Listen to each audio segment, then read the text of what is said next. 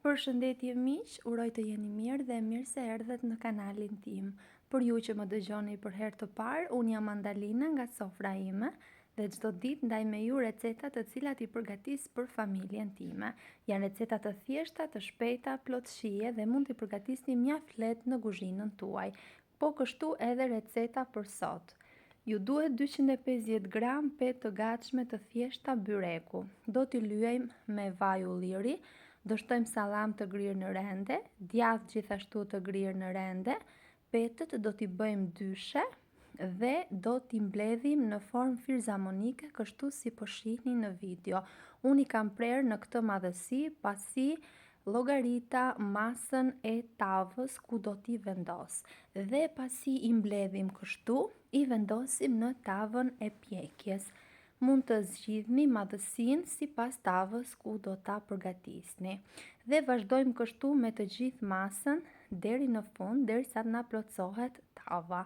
Ndërkohë e lëmë një anë dhe në një enë përziejmë 3 vezë, 200 ml qumësht, pak krip, masën do ta përziejmë shumë mirë.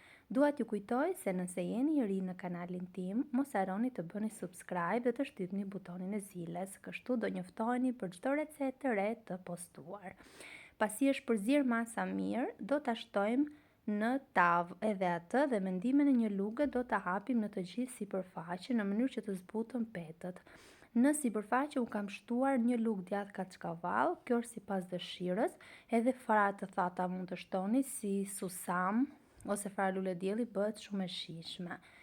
Dhe e pjekim në 200 gradë derisa të jetë gati, pjekja gjithmonë në varësi të sobës që keni.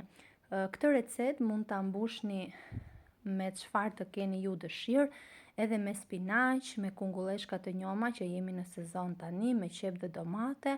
Pra për mbushjen e këtij byreku mund të përdorni çfarë të keni ju dëshirë.